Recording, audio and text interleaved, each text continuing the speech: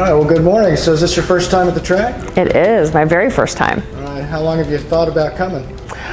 For about 8 months. Really? Yep. And what are you hoping maybe to get out of the day? To leave it, having stayed upright, and just looking to be comfortable out there, learn how to move around on the motorcycle. Where did you hear about it from? From my husband. He's been coming to Ride Smart for quite some time. What does he say? What does he think about it? He loves it. He loves it, and I've seen huge improvements in his riding, so it's been very, very inspiring. Great. Well, thank you very much.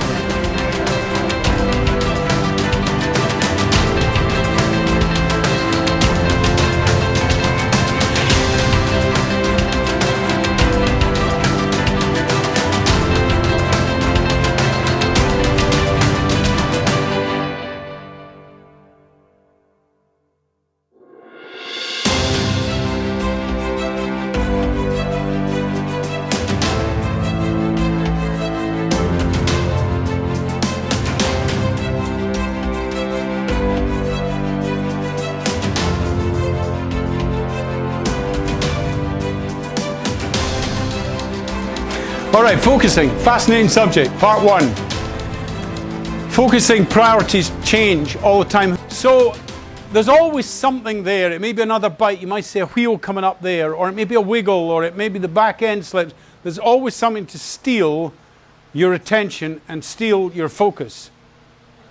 That's where it all goes wrong. Okay, watch this.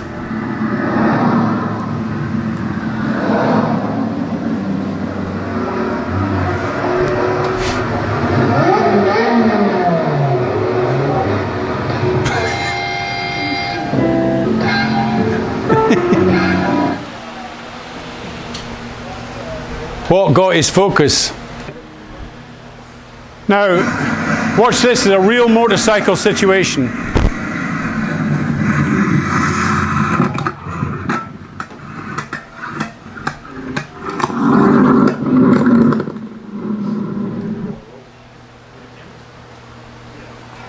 What happened? Can you see how quickly that happens? Guy not paying attention. What other distractions can you think of? Glare.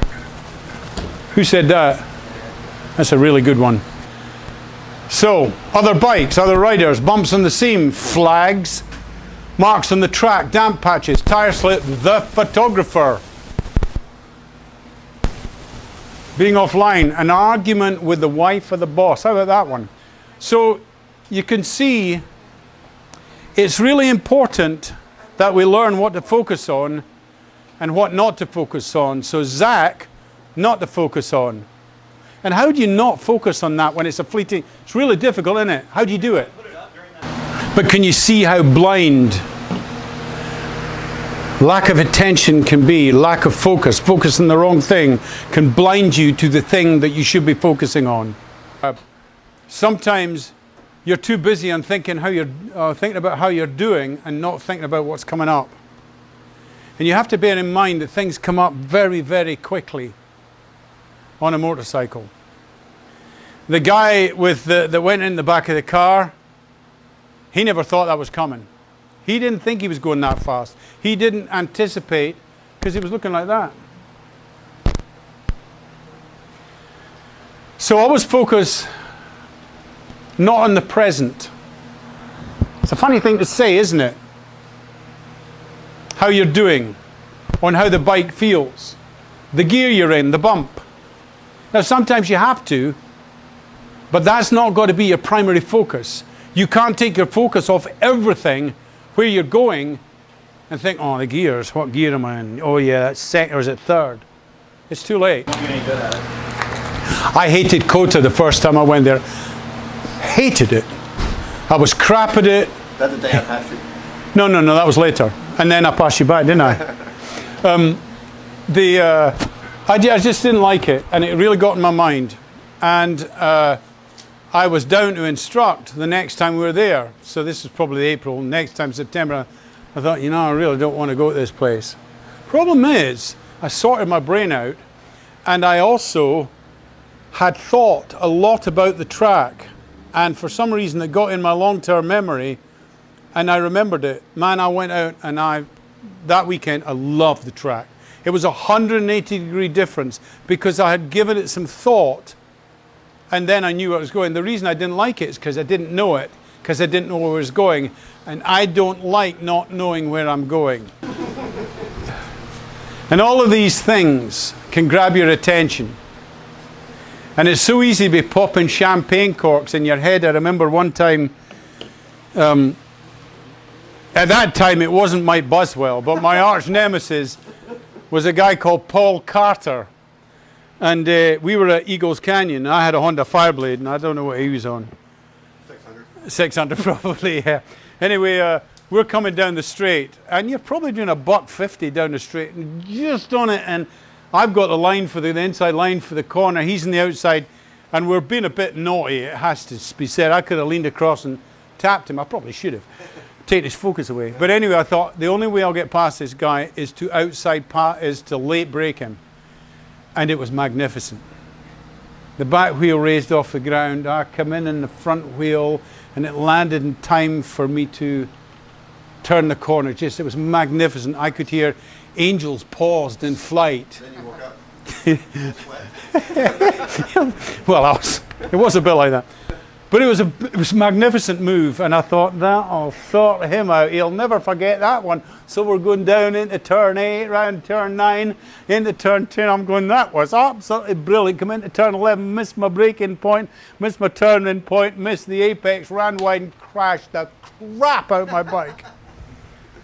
Because I was popping champagne corks in my head when I should be thinking about what's coming up.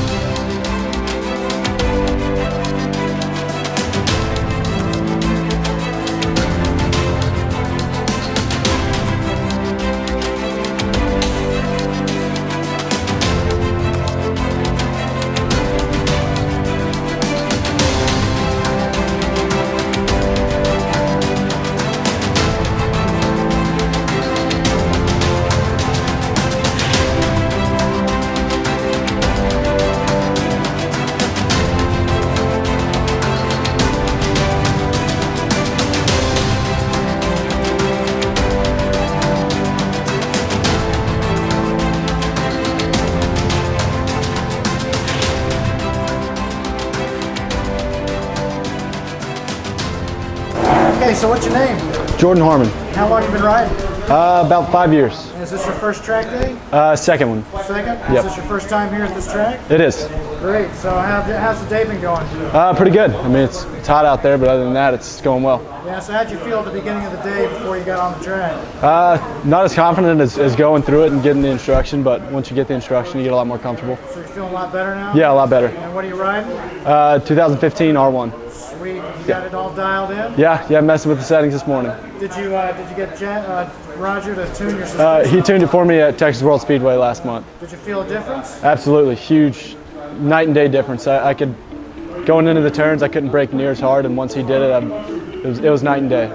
So you're going to be going to COTA this next month? Trying to get on the August one. Trying? Yeah. You been there before? No, I haven't. You're going to love it. All right, well, thank you very much. Yeah, no problem. Thank you.